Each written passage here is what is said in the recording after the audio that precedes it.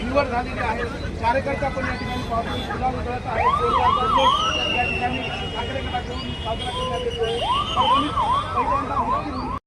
पहिल्यांदा फोटो दाखवा, फोटो दाखवा। आमदार साहेब चेहरा सुद्धा चेहरा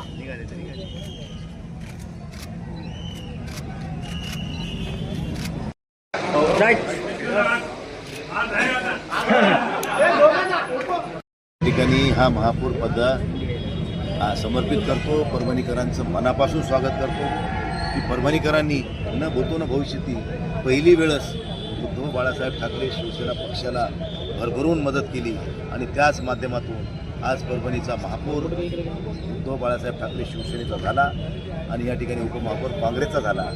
चंद्रपूरला घडलेल्या घटनेनंतर काही तर्कवितर्क लोक लावत होते, आपल्याला ह्या संधीचा काही फायदा घेता येतोय का असेही प्रयत्न करीत होते। पण परभणीतली काँग्रेसची जी काही टीम आहे आणि आमची टीम, आम्ही खासदार आमदार आमचे पदाधिकारी, आमच्यामध्ये चांगल्या प्रकारचं ट्रेनिंग होतं, चांगल्या प्रकारचे समन्वय होता आणि तो कुठेही तडेला जाणार नाही याची आम्ही ठिकाणी खात्री घेतली होती। आणि आम्ही सगळ्याजणांनी मिळून बाहेर काय झालं याच्याकडे बघायचं नाही। आपल्या शहरामध्ये आपण निवडणुकीपूर्व आपण युती केलेली होती, त्यामुळे ही युती अस्तित्वात ठेवून भविष्यात चांगलं काम करून या परभणीकरांनी जो दिलेला आपल्याला प्रतिसाद आहे, त्यांनी जे आपल्याला मतदानाच्या रूपानं दान दिलेलं आहे, त्या दानाचं उत्तरदायित्व स्वीकारून परभणीतल्या सगळ्या ह्या महापालिका क्षेत्रात येणाऱ्या नागरी सुविधा त्या नागरिकांना पुरवणं याला आम्ही प्राधान्यक्रम देणार आहोत। आपल्याला या निमित्तानं सांगतो सत्ताधारी भाजप आहे, आपल्याला निधी कसा मिळेल, कसं आपण हे महापालिकेचा गाडा मोडणार? आता तिथं महापालिकेला सत्ता त्यांना पैसे द्यावं लागतील, ठीक आहे, थोडं कमी जास्त होईल, त्यांच्या सत्ता असलेल्या महापालिकेला जास्त देतील, आम्हाला कमी देतील, द्यावं तर लागेल। शेवटी इथेही माणसं राहतात, इथं भाजपला मतदान करणारे माणसं नाहीत का फक्त शिवसेना उद्धव बाळासाहेब ठाकरे पक्षालाच करणार आहेत, काँग्रेसलाच करणार आहेत का? इथं भाजप लढली, राष्ट्रवादी लढली, जे आता आमच्या विरोधात आहेत आज, तर त्यांच्याही लोकांनी मतदान दिले त्यांना, मग पैसे त्यांना महापालिकेत द्यावं ना।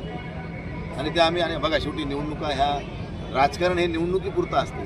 निवडणूक संपल्यानंतर आदरणीय देवेंद्रजी फडणवीस साहेब हे राज्याचे मुख्यमंत्री आहेत, आम्ही या जिल्ह्याचे खासदार आहेत, या ठिकाणचे आमदार, या परभणी विधानसभा मतदारसंघाचे आमदार आहेत। त्यामुळे आमच्या क्षेत्रामध्ये येणारी ही महापालिका, या ठिकाणी राहणाऱ्या नागरिकांच्या गैरसोयी दूर करणं, त्यांच्या सगळ्या अडीअडचणी दूर करणं, त्यांच्या नागरिक समस्या सोडवणं ही आमची तशी जबाबदारी आहे। तसं जिल्ह्याच्या पालकमंत्री असतील, राज्याचे मुख्यमंत्री असतील, नगरविकास खात्याचे उपमुख्यमंत्री असतील, या सगळ्याची नैतिक जबाबदारी आहे। या शहरात राहणाऱ्या नागरिकांना आपण न्याय देण्याची भूमिका सगळ्यांनी घेतली पाहिजे। शेवटी परभणीकर हे उपेक्षित आहेत, हा मागासलेला भाग म्हणून आपला परभणी जिल्हा महाराष्ट्रामध्ये ओळखला जातो। तर अशा ह्या मागासलेल्या जिल्ह्याला प्रशासनातल्या, शासनातल्या सगळ्या लोकांनी उदारांतकरणाने मदत करावी, अशा स्वरूपाची मी या ठिकाणी त्यांना विनंती करतो। छत्रपती संभाजीनगर निवडणुकीच्या आधीपासून आम्ही सांगत होतो, जरी आम्ही सत्तेत नसलो तरी सर्वसामान्य जनतेची नाळ आम्हाला माहिती आहे, सर्वसामान्यांच्या अडचणी काय आहेत, आम्ही कोणत्या टोकापर्यंत जाऊन सर्वसामान्यांचे काम करतो याबद्दल आम्हाला विश्वास होता। म्हणून मी सुरुवातीला म्हणल्यावर बऱ्याच लोकांनी आश्चर्य व्यक्त केलं की बाबा उपाटाचा महापौर कसा बनेल परभणीमध्ये। मी म्हणलं समय जाण दो, मग तुम्हाला लक्षात येईल की कसा बनेल म्हणून, आणि आज ती चमत्कार झालेला। भाजपनं बऱ्याच प्रमाणात नगरसेवक फोडण्याचा प्रयत्न केला, पण त्यांना यश मिळालं नाही, काय म्हणतात? नाही, चंद्रपूरची घटना घडल्यानंतर त्यांचा आत्मविश्वास वाढला होता, पण आम्हाला माहीत होतं आमचं काँग्रेसबरोबर प्री अलायन्स होतं आणि एक आम्हाला विश्वास होता आमच्या नगरसेवकांना की तुम्ही किती रक्कम तुम्ही त्यांना द्यायचा प्रयत्न केला तरी नगरसेवक फुटणार नाही। पण एकही नगरसेवक आमचा फुटला नाही। उलट आम्ही त्यांना विनंती केली होती मीडियाच्या माध्यमातून की तुम्हाला विरोधी बाकावर बसवण्याचा जनादेश झालेला आहे, त्या आदेशाचं आपण पालन केलं पाहिजे, आपण विरोधी बाकावर राहत चांगल्या प्रकारचं काम करा, यासाठी आम्ही त्यांना शुभेच्छा दिल्या होत्या। पण काय असतं, स्वार्थ कधी नडतो लोकांना, मग स्वार्थपणामध्ये डोळे आंधळे होतात आणि कुठं ना कुठं तरी काहीतरी सापडेल अशा प्रयत्नात ते होते, पण त्यांच्या हाती काही सापडलं नाही। आणि जनतेनं आम्हाला प्रचंड बहुमत दिल्याबद्दल सर्व नगरसेवकांचं अभिनंदन करतो आणि पुढं त्यांना ज्या काही हे चालवण्यामध्ये आव्हान येतील त्या आव्हानाबरोबर आम्ही त्यांच्या काँग्रेसच्या पक्षश्रेष्ठींचं विनवलं की हे चंद्रपूर नंतर जे थोडी फाटाफूट वेगवेगळी वक्तव्य येत होती, पण तरी देखील आज तुम्ही काँग्रेसला सोबत घेऊन सर्व व्यवस्थित पार पडत, तरी किमया कशी?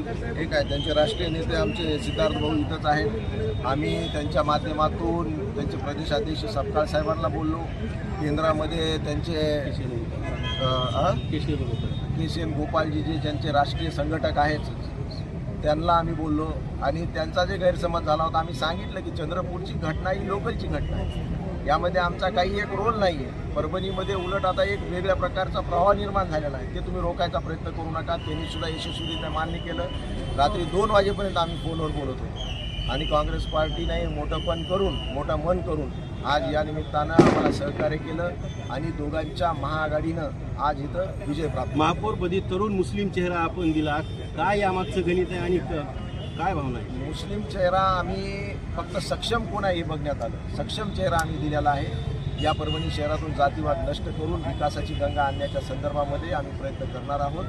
आणि शेवटी तुम्ही जसं म्हणले की बा जातीय व्यवस्थासुद्धा किंवा एक स्टेबल राहावी यासाठी पुढच्या वेळेस आम्ही निश्चितच हिंदू महापौरसुद्धा देण्याचा प्रयत्न करू. आपण छत्रनगर पाहिलं, मुंबई पाहिलं की मुस्लिम नगरसेवक एकीकडे दिसत होते, हिंदू नगरसेवक, पण इथं जी किमी आहे की हिंदू मुस्लिम एकत्र दिसले, त्याचं काय श्रेय म्हणतात? सर्व धर्मसमभाव ज्याला म्हणलं जातं, ज्याला आपला देश संपूर्ण जगामध्ये प्रचलित आहे, ते खऱ्या अर्थानं परभणीमध्ये सुरुवात झालेली आहे.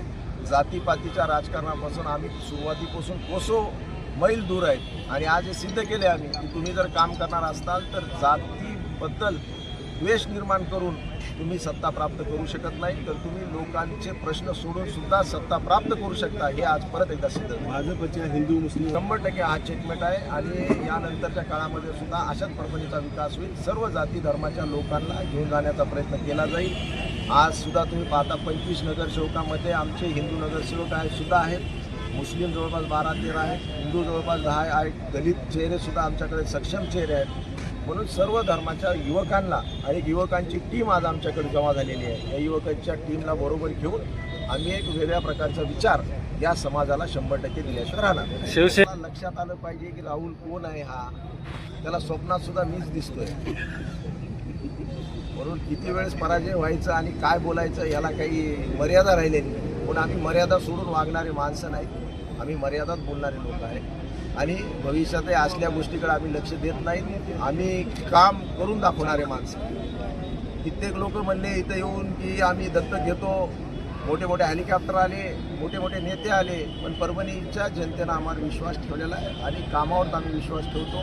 नुसतं फाजील बडबड करण्यामध्ये आम्हाला काही एक रस नाही. साहेब आज बड़ी खुशी का माहौल है, बस क्या कहना क्या प्रतिक्रिया? सबसे पहले मैं अल्लाह रब्बुल इज़्ज़त का शुक्रिया अदा करना चाहूँगा, साथ ही साथ खासदार साहब, आमदार साहब और जितने हमारे नगर सेवक और जितनी शहर की आवाम है, उन्होंने हमारे पे भरोसा जता कर ये पद पे हमको नवाजा है. मैं अल्लाह रब्बुल इज़्ज़त का शुक्रगुजार हूँ. और जिस दिन से प्रचार चालू हुआ था मैंने एक स्टेटमेंट दिया था कि शहर हमारा है और इंशाल्लाह मेयर भी हमारा रहेगा. आज वो बात पूरी मुकम्मल हो गई. खासदार साहब, आमदार साहब की मेहनत से, हमारे सिद्धार्थ भाव की मेहनतों से आज ये दिन खुशी का हमारे को देखने को मिला है. और हमारा जो विजन है कि शहर के अंदर बहुत सारे प्रॉब्लम है, बारिश का पानी जमा होता है, कचरे का इश्यू है, कचरे का बहुत सारा बिल पेंडिंग है और महानगर पालिका पे 80 से 100 करोड़ का कर्जा है.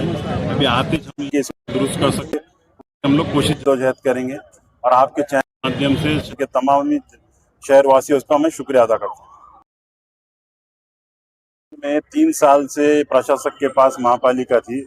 अभी हम लोग बैठे हैं. सबसे पहले वही टेंडर निकाल के जो शहर के अंदर कुत्तों का प्रमाण, पागल कुत्तों का प्रमाण बढ़ गया है, उसको कैसा यहाँ से शहर से कम कर सकते हैं, इसके वास्ते हम लोग फर्स्ट प्रायोरिटी में कोशिश करेंगे.